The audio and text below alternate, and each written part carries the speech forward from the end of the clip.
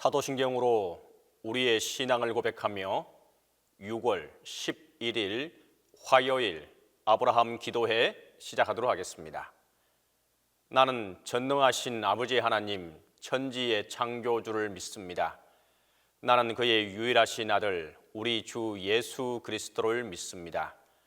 그는 성령으로 잉태되어 동정녀 마리아에게서 나시고 본디오 빌라도에게 고난을 받아 십자가에 못 박혀 죽으시고 장사된 지 사흘 만에 죽은 자 가운데서 다시 살아나셨으며 하늘에 오르시어 전능하신 아버지 하나님 우편에 앉아 계시다가 거기로부터 살아있는 자와 죽은 자를 심판하러 오십니다. 나는 성령을 믿으며 거룩한 공교회와 성도의 교제와 죄를 용서받는 것과 몸의 부활과 영생을 믿습니다.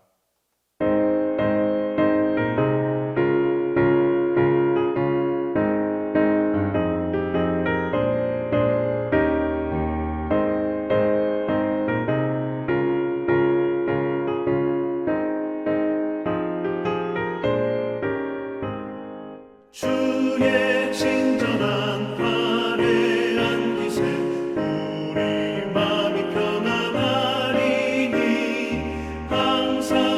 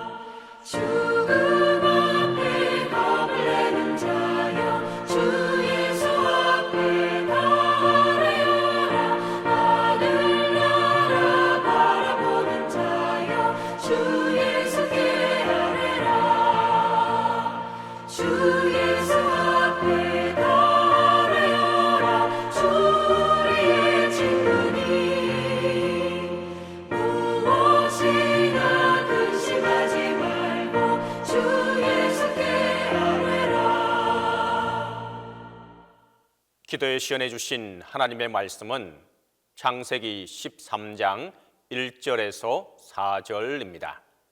구약성경 창세기 13장 1절에서 4절입니다.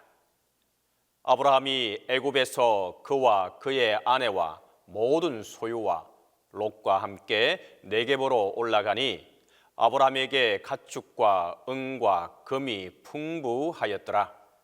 그가 네겝에서부터 길을 떠나 베델에 이르며 베델과 아이 사이 곧 전에 장막 쳤던 곳에 이르니 그가 처음으로 제단을 쌓은 곳이라. 그가 거기서 여호와의 이름을 불렀더라. 오늘은 6월 11일 화요일입니다. 오늘 말씀의 제목은 네겝으로 올라가니 라고 하는 제목으로 성경 창세기 13장 1절에서 4절의 말씀에 근거해서 하나님의 은혜를 나누도록 합니다. 오늘 성경은 이제 애굽에 가서 살던 아브라함이 다시 가나안 땅으로 돌아오는 이야기입니다. 근데 돌아오는 그 가운데서도 좀 독특하다고 하겠습니다. 어떤 부분이 독특하냐 하면 가나안 땅에 있는 여러 좋은 땅에 오는 것이 아니라 네겝으로 올라오고 있다, 이렇게 성경은 표현하고 있습니다. 그러면 우선 이 아브라함은 왜 애굽에 갔던 것일까요? 우리가 창세기 12장 그 마지막을 통해서 알 수 있는 것은, 또 창세기 12장의 내용을 통해서 알 수 있는 것은, 아브라함이 이 가나안 땅에 도착했었을 때에 어떤 부분이 있느냐 하면 가뭄이 듭니다. 그래서 그는 점점 남방으로 옮겨갔고 결국 어찌 되었느냐, 애굽까지 가게 됩니다. 그래서 애굽에서 여러분이 알고 있는 그 부인에 관한 문제가 생기게 되었던 것이죠. 여기서 우리가 한번 생각해 볼 필요가 있습니다. 왜 아브라함은 애굽에 갔던 것일까요? 그 많은 도시가 있었습니다. 그 많은 땅이 있었습니다.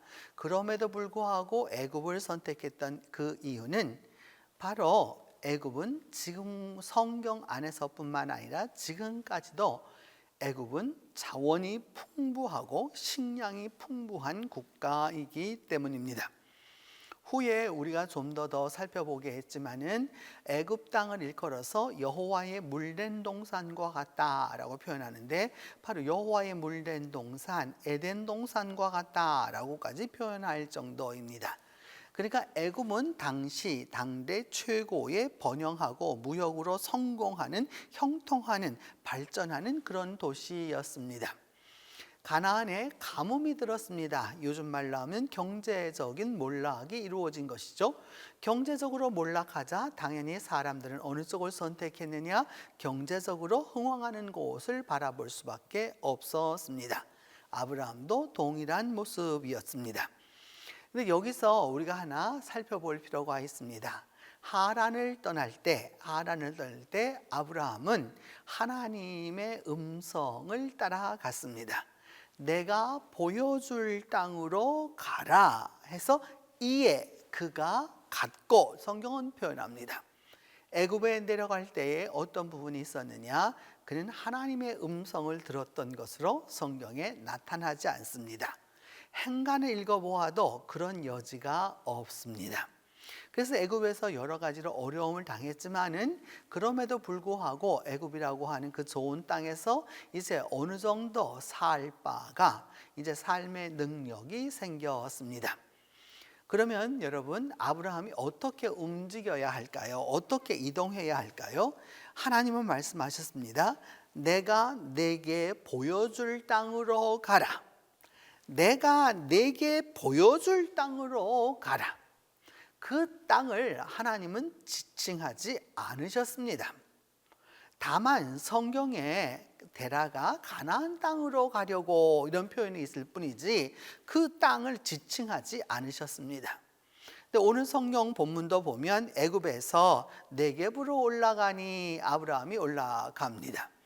여기에 하나님이 끼어들고 있지 않습니다. 어쩌면 하나님이 끼어드실 만한 공간이 보이지 않습니다. 그냥 아브라함이 올라간 것이죠.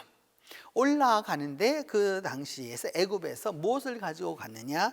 자신과 또 그 아내와 그 다음에 소유와 또 롯과 함께 네겝으로 올라갔다 이렇게 표현하고 있습니다.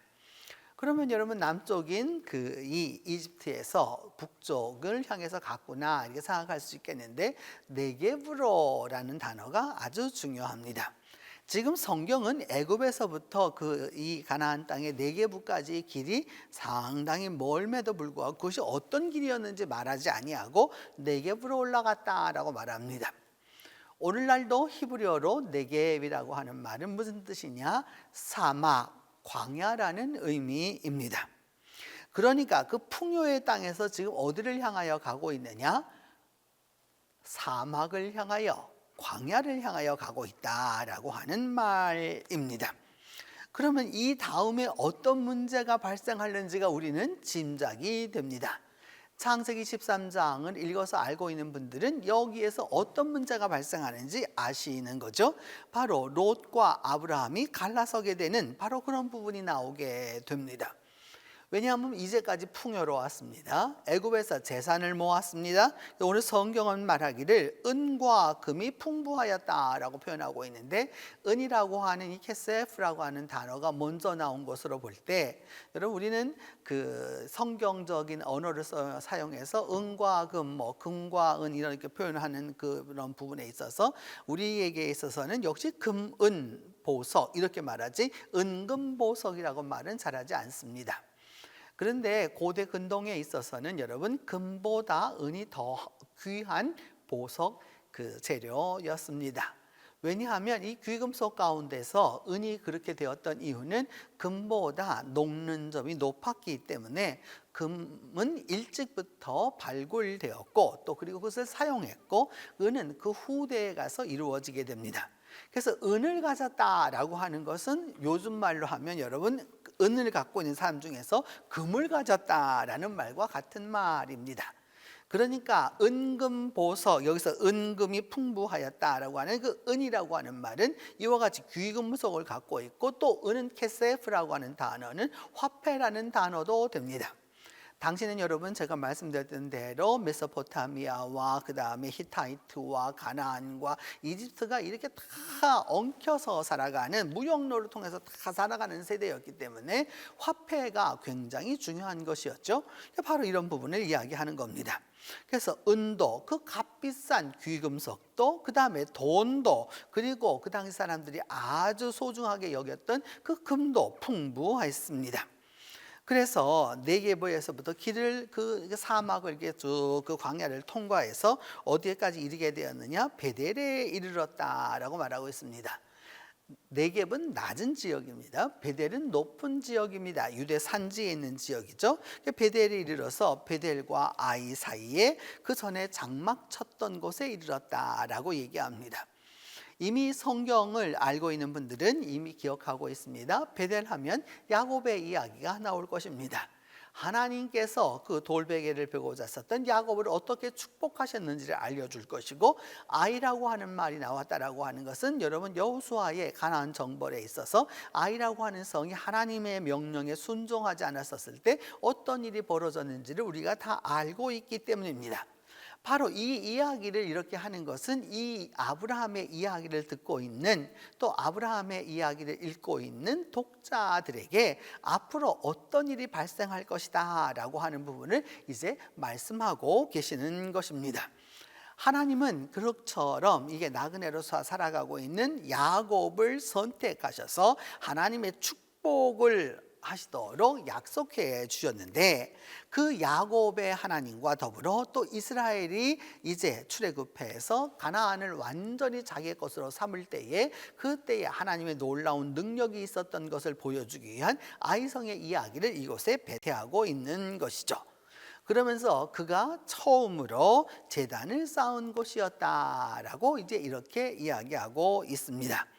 그러면서 그가 거기서 여호와의 이름을 와이크라라고 되어 있는데 와우 연속봉 미완료로 되어 있는데 하나님의 이름을 불렀다라고 이제 표현합니다. 여기서 하나님의 이름을 부르다라고 하는 말은 외지인이 그 땅에 들어오게 되면 그 땅의 신을 섬기는 것이 당시의 전통이고 규례였습니다. 그런데 자기가 모시고 온 신을 이제 섬기게 되었다라고 하는 것을 말하는 것이죠. 1절부터 이 4절까지의 내용은 짧습니다. 그런데 그 안에는 여러 가지 내용이 있는 것이죠. 애굽의 그 다신교적 상황 하에서, 풍요로운 상황 하에서, 그래서 재산을 모았고 어려움을 당했지만 재산을 모았고 이 모든 것을 가지고 결국은 왔는데 어디였느냐? 그곳은 네겝이라고 하는 광야였습니다. 이 광야였고 그 광야 가운데에서 이들은 어떻게 하였느냐? 베델과 아이 사이를 가게 되었다는 거죠. 옛적 하나님께 그 제단을 쌓았던 바로 그곳을 향해 갔었다라고 하는 것을 말하면서 이제 그가 거기서 여호와의 이름을 부르게 되었다라고 말씀합니다. 신앙적으로 보면 여러분 여기에서 리턴이 이루어진 거죠. 유턴이 되었다라는 걸 알 수 있습니다. 하나님 앞에 회개가 이루어져 있다라고 하는 것을 보여주는 것입니다. 아브라함은 하나님의 명령을 받았습니다. 그래서 출발했습니다. 근데 도중에 어떤 일이 생겼느냐? 어려움이 생기자 가뭄이라고 하는, 가난이라고 하는, 경제의 몰락이라고 하는 어려움이 닥치자 그는 애굽으로 갔습니다. 그래서 그곳에서 인간적 술수를 다해 보아서 결국 그럼에도 불구하고 하나님의 구원하심을 얻어서 이제 가나안 땅으로 돌아옵니다. 이제 그가 살아갈 길에 대해서 성경은 은유적으로 표현합니다. 네겝과 같은 것이죠. 네겝은 사막이지만 하나님께서 비를 주시고 이슬을 주실 때에는 목축을 할 수 있는 곳입니다. 오직 하나님의 능력 안에서, 하나님의 축복 안에서, 권능 안에서만이 목축이 가능한 곳 바로 네겝입니다. 오늘날도 그와 같은 부분에서는 아주 동일하다고 할 수 있습니다. 하나님은 나의 목자시니 라고 하는 그 배경이 이루어지는 것이 바로 이 네겝이라고 할 수 있는 것인데, 여러분 바로 이런 부분에서 이제 아브라함은 신앙적으로 바로 서게 되었다라고 하는 것을 의미하는 것입니다. 오늘 하루 동안 여러분 주님 안에서 이 말씀을 상고하시면서 우리가 어떻게 하나님의 부름에 순종하고 어떻게 믿음으로 나아갈 것인가를 묵상하면서 이 하루를 시작하시면 좋겠습니다. 함께 기도하도록 합니다. 첫 번째는 네겝으로 올라가는 아브라함을 보고 미래를 준비하도록 위하여서 기도하겠습니다. 아브라함의 그 네겝으로 향하는 발걸음은 하나님의 부르심이 보이지 않습니다. 여러분, 우리가 간다고, 우리가 준비되었다고, 우리가 한다라고 해서 그 일이 이루어지는 것이 아니죠. 하나님의 부르심이 있어야 합니다. 미래를 이 아브라함이 선택하는 방법을 통해서 우리는 그 반면교사로 삼아서 하나님이 어찌 선택하실까라고 하는 부분을 생각하며 미래를 준비하도록 합니다. 두 번째는 신앙의 자취들을 생각해 봅니다. 짧든지 길든지 이제까지 우리 인생살이에서 하나님께서 우리가 하나님의 뜻을 찾아갈 수 있도록 위하여서 아이와 그리고 베델 사이에 장막을 쳤던 곳을 방문했던 것처럼 이와 같은 모습을 우리가 보도록 위하여서 기도합니다. 세 번째는 드디어 아브라함이 하나님의 이름을 불렀던 것처럼 이제 나의 신앙을 공적으로 외적으로 하나님 앞에 올바로 고백하도록 위하여서 기도하겠습니다. 이 세 가지 제목을 놓고 함께 기도합니다. 은혜로우신 하나님, 감사하고 감사합니다. 아브라함을 선택하셔서 아브라함을 하나님이 보여주시고자 하시는 곳으로 이끌어 주셨을 때에 하나님의 능력이 함께하였지만은 인간적으로 어려움이 오자 아브라함은 하나님의 뜻을 쫓기보다는 자신이 보기에 올바르고 자신이 보기에 풍요로운 곳을 준비했습니다. 그래서 애굽으로 내려가서 여러 어려움을 당했지만은 이제 네겝으로 돌아옵니다. 그의 인생살이가 광야와 같고 사막과 같음을 우리가 깨닫게 하여 주시옵소서. 그리함으로 말미암아 믿음 안에서 우리 모두가 나아갈 수 있도록 힘을 더하여 주시고 주께서 함께하여 주심으로 말미암아 믿음 안에 승리함을 얻을 수 있도록 주께서 도와주시옵소서. 또한 아버지 하나님, 오늘까지 주님께서 2024년도에도 인도하여 주셨고 함께해 주셨던 곳에 우리가 믿음의 제단을 쌓았던 그때를 기억하게 하여 주시고, 그때를 기억함으로 말미암아 우리의 신앙이 더욱더 본질을 회복하도록 하나님이 함께해 주시옵소서. 하나님, 아브라함이 드디어 이제 그가 제단을 쌓은 곳에 와서 하나님의 이름을 불렀던 것처럼 우리도 가는 곳마다, 우리의 발길이 머무는 곳마다 하나님께서 함께하여 주셔서 우리 모두가 하나님의 이름을 부르며 고백하며 찬양하도록 도와주시옵소서. 은혜로우신 하나님, 감사하고 감사합니다. 오늘도 하루를 우리에게 열어주셨사온데 이 하루가 오늘 우리 믿음 안에서 아브라함이 가는 그 길을 보고 우리의 미래를 준비할 수 있도록 주께서 도와주시옵소서. 그가 이제까지 하나님이 선택해 주셔서 얼마 동안의 신앙생활을 하면서 가졌었던 그 신앙의 자취를 돌아보았던 것처럼 우리 또한 신앙의 자취를 돌아볼 수 있도록 주께서 도와주시옵소서. 하나님, 우리가 오늘 만나는 사람마다, 또 가는 곳마다, 또 만나는 사건마다 하나님의 이름을 부르며 하나님과 함께하는 기쁨을 누릴 수 있도록 주께서 도와주시옵소서. 오늘도 병상에 있는 우리 동신의 가족들을 위하여 기도합니다. 주님, 한 사람 한 사람을 붙들어 주시고 한 사람 한 사람과 함께하여 주시며 주께서 능력의 오른손으로 붙들어 주시옵소서. 또한 아버지 하나님, 여러 가지 일을 두고 고민하며 결단하며 나아가는 우리 동시대 가족들 모두에게 힘차게 능력을 베풀어 주시고 하나님의 능력 안에서, 하나님의 소명 안에서 이 모든 일을 감당하도록 주께서 도와주시옵소서. 오늘도 전 세계에서 복음을 전하는 선교사들과 또한 주의 복음을 전하는 이들 모두에 축복하여 주시고, 주님 이 땅 위에 은혜를 베풀어 주셔서 이 나라가 더 이상 싸우지 아니하고 다투지 아니하고 하나님을 두려워하는 나라가 되도록 주께서 은혜 베풀어 주시옵소서. 이제는 주님께서 가르쳐 주신 기도로 오늘 기도회를 마치도록 합니다. 하늘에 계신 우리 아버지, 아버지의 이름을 거룩하게 하시며 아버지의 나라가 오게 하시며 아버지의 뜻이 하늘에서와 같이 땅에서도 이루어지게 하소서. 오늘 우리에게 일용할 양식을 주시고 우리가 우리에게 잘못한 사람을 용서하여 준 것 같이 우리 죄를 용서하여 주시고 우리를 시험에 빠지지 않게 하시고 악에서 구하소서. 나라와 권능과 영광이 영원히 아버지의 것입니다.